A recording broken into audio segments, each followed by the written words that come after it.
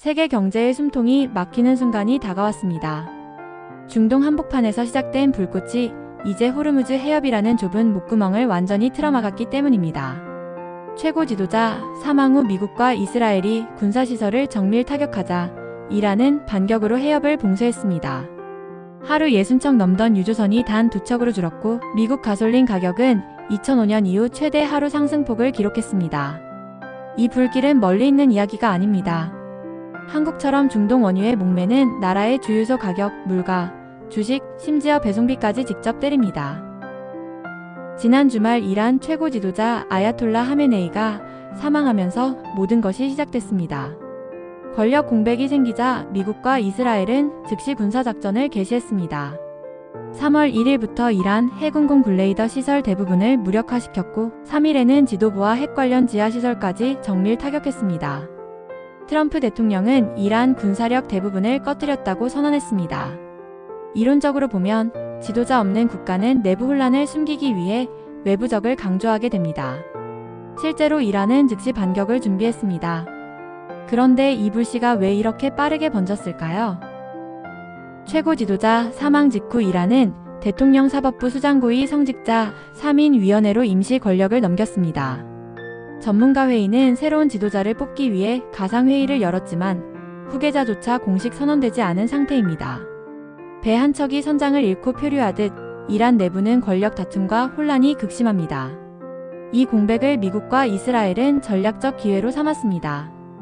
트럼프는 새 지도자가 이전만큼 나쁠 수도 있다며 추가 타격을 경고했습니다. 이론적으로 권력 공백은 예측 불가능한 행동을 유발합니다. 실제로 이란은 해협 봉쇄라는 극단적 카드를 꺼냈습니다. 이 선택이 세계 경제에 어떤 칼날이 됐는지 확인해 보시죠. 미국과 이스라엘은 이란 군사시설뿐 아니라 지도부 선출회의장, 혁명수비대 본부 핵개발 지하시설까지 타격했습니다. 레바논 내 헤즈볼라 목표물도 추가 공격했습니다. 트럼프는 강제로 이스라엘의 손을 움직였다고 밝혔습니다. 이 작전은 단순한 보복이 아니라 이란의 장기적 위협을 제거하려는 이론적 전략입니다. 그런데 이란은 가만히 있지 않았습니다. 미사일로 이스라엘을, 드론으로 두바이 미국 영사관을 공격했습니다. 이 반격이 호르무즈 해협을 완전히 막아버린 결정적 순간이 됐습니다. 세계 원유의 20%가 통과하는 호르무즈 해협이 사실상 폐쇄됐습니다. 하루 60척 넘던 유조선이 단 2척으로 줄었고 이란의 선박 공격 위협에 보험사들까지 거래를 중단했습니다.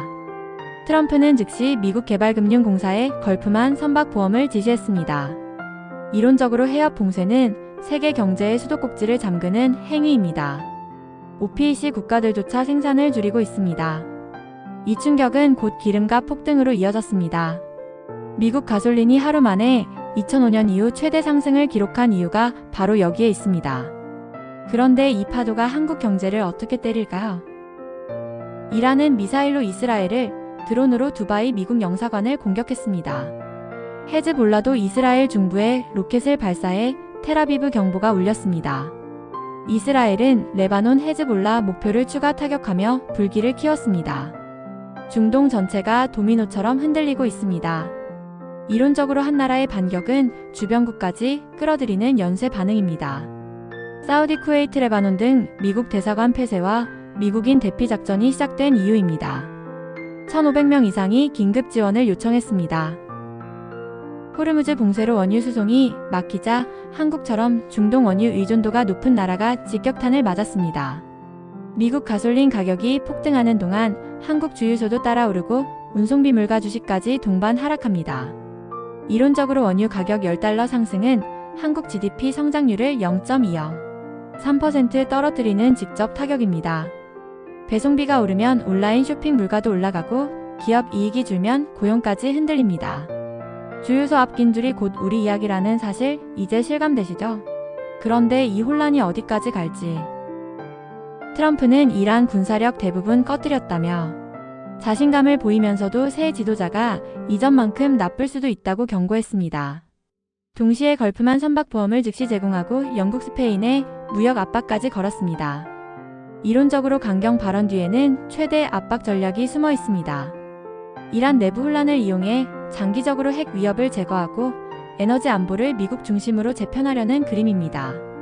그런데 이 전략이 성공할지 아니면 더 큰 혼란을 부를지는 아직 미지수입니다.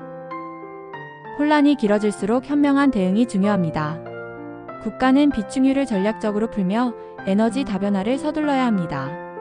이론적으로 위기는 새로운 기회이기도 합니다. 재생에너지 투자와 국산 에너지 기술 개발이 가속화될 수 있기 때문입니다. 중동 불꽃이 우리 지갑을 태우는 지금 침착하게 대응하면 오히려 더 강해질 수 있습니다.